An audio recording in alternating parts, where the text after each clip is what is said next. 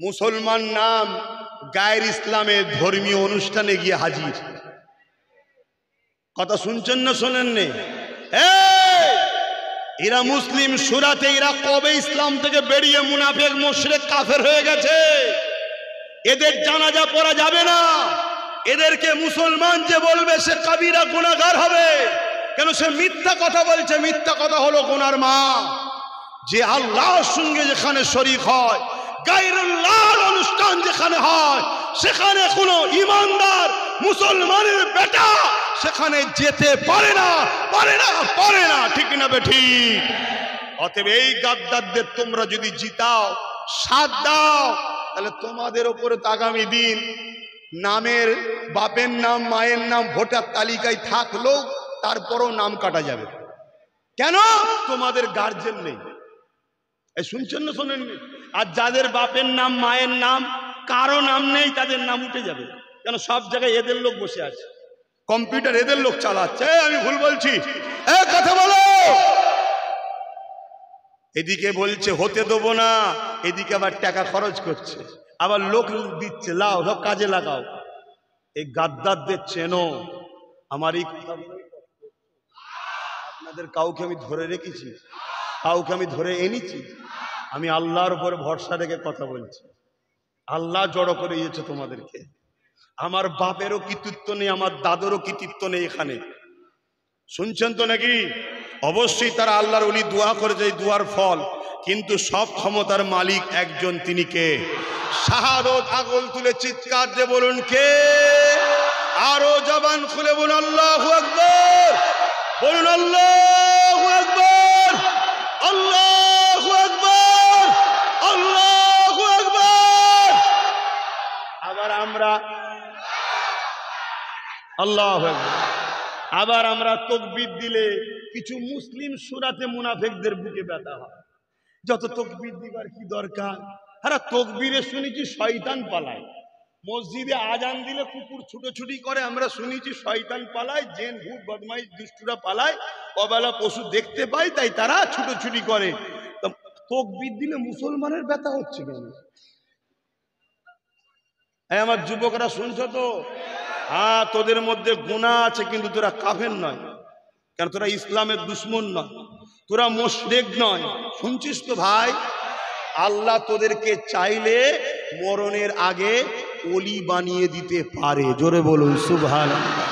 কেননা আমরা এই জমিনের উপরে দেখেছি হযরত মালিক বিন দিনারের নাম শুনেছেন। তিনি একদিন জলসার মাহফিলে ওয়াজ করতেছিলেন। শুনছেন তো? এই যুবকেরা, মালিক বিন দিনার ওয়াজ করতে লেগেছে। হাজার হাজার মানুষ মজলিসে বসে রয়েছে।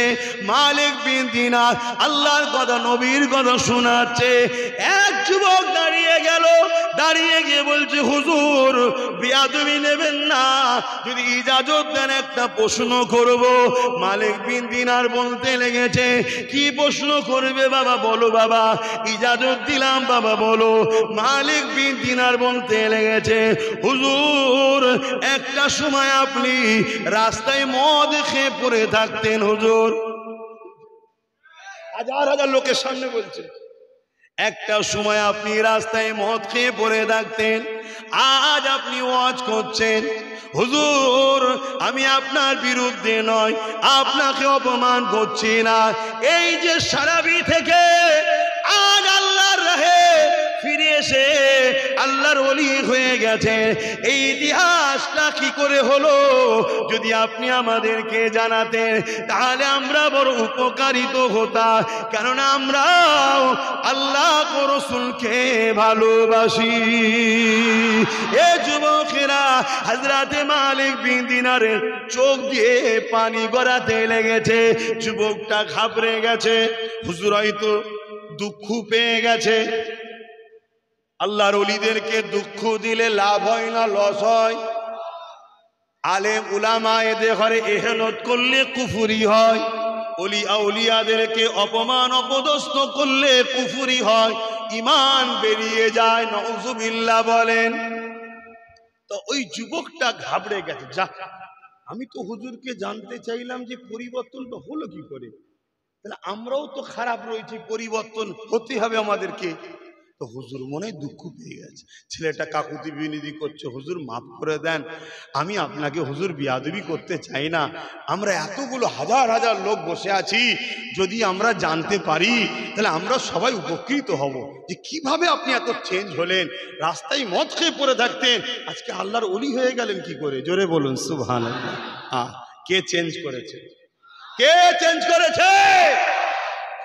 আজ আমার যুবক ছেলেটা হালকা বয়সে প্যান্ট শার্ট পরেছে, হালকা বয়সে মেলায় গেছে, ফান্সে কি বলে বন্ধুদের সঙ্গে একটু পার্কে টার্কে ঘুরতে চলে গেছে, হালকা বয়সে কখন একটু নামাজ কাজা করে ফেলেছে, একে ঘৃণা করছো?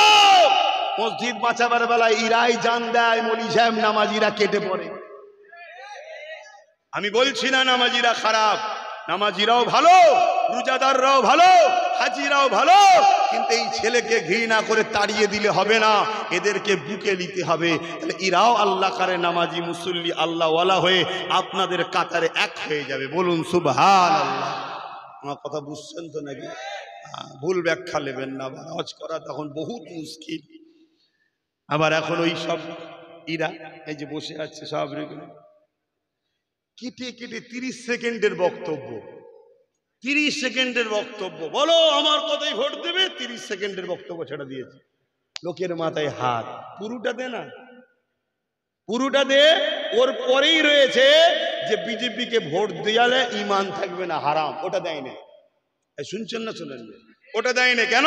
ওটা দিলে আব্বাস সিদ্দিকীর নামে যে পাড়ায় পাড়ায় বুঝাচ্ছে যে আব্বাস বিজেপির লোক, ওটার প্রমাণ হবে না তো। আর ওটা যদি প্রমাণ না করতে পারে তাহলে আব্বাস সিদ্দিকীর কথা এরা শুনে নিলে এই জালিমদের তো চেয়ার উল্টে যাবে। কথা ভুল বললাম নাকি? হ্যাঁ, এটা পলিসি চলছে, পলিসি মনে রেখে দিও। আব্বাসকে ভুল বুঝিনি, আব্বাস তোমাদেরকে বাঁচাবার চেষ্টা করছে, বাঁচাবার মালিক আল্লাহ। সাথ দাও, দুটো জিনিস তোমাদের জন্য, সাথ দাও। মুহাম্মদ রসুলের গোলাম বানাতে চাইছি, আর মুহাম্মদ রসুলই জমিনের উপরে বেঁচে থাকার যে রাস্তা দেখিয়েছে, ওই রাস্তায় তোমাদের ইজ্জতের রুটি খাইয়ে, ইজ্জতের ঘরে, ইজ্জতের কাপড়ে বাচ্চাদের শিক্ষিত করে ইজ্জতের সঙ্গে বাঁচার ব্যবস্থা করার চেষ্টা করছি। অপরাধী আমি? জোরে বলো অপরাধী। আজকে যারা আমার নামে ইলজাম দিচ্ছ, যদি আব্বাস সিদ্দিকীকে কথা মেনে নাও, আমার তো দাবি একটাই, সে আগেও ছিল আজও আছে, দাও না, তুমি একটা পা দাও না, আমি তোমাকেই বাকি 3 জায়গায় সাথ দেবো। এই অসুবিধা আছে? কম বক্তারা দেবে না, কারণ এদের লক্ষ্য একটা, ইসলাম ও মুসলমান মিটাও। এরা জানে মুসলমানদের মধ্যে থেকে কিচ্ছু নেই, না পুলিশ আছে, না জজ আছে, না উকিল আছে, না ডিএম আছে, না বিডিও আছে, না আইএস আছে, না আইপিএস আছে, না মন্ত্রী আছে, না এমপি আছে, না এমএলএ আছে। মুসলমান এমএলএ কে বললো? আপনি কাকে মুসলমান দেখাচ্ছেন? ও মুসলমান কে বললো? আমি চ্যালেঞ্জ করছি, বসুক, 2 মিনিট সময় দেবো, কাফের প্রমাণ করে দেবো। শুনছেন না শোনেন না? 2 মিনিট কথা শুনছেন? এবার অনেকে বলে যে আব্বাস সিদ্দিকী কাফের বলছে, মুসলমানকে তো কাফের বলতে নাই। কথা তো সত্য কথা, মুসলমানকে তো কাফের বলতে নাই, কিন্তু যে কুফরি করে সে আর মুসলমান থাকে না, তখন কাফের হয়ে যায়। এই আপনারা কাউকে, আপনাদের কাউকে ধরে কাফের বলছি নাকি? যে কুফরি করে সে কি হয়? মুসলমান আর থাকে না, কাফের হয়ে যায়। ছাগলকে ছাগল বলতে হয়, গরুকে গরু বলতে হয়, কুকুরকে কুকুর বলতে হয়, মুসলমানকে মুসলমান বলতে হয়, কুফরিকারীকে কাফের বলতে হয়, নামাজিকে নামাজি বলতে হয়, রোজাদারকে রোজাদার বলতে হয়, হাজিকে হাজি বলতে হয়, জাকিরিনকে জাকিরিন বলতে হয়, আল্লাহর ওলিকে আল্লাহর ওলি বলতে হয়, আল্লামাকে আল্লামা বলতে হয়, মুর্শিদকে মুর্শিদ বলতে হয়। আর চোরকে কি বলতে হয়? বলছে বলা যাবে না। তার মানে কি গায়ে লাগছে তো, ছেড়ে দে না শয়তানিটা, তাহলে তো মিটে যায়, ভালোভাবে থাক না।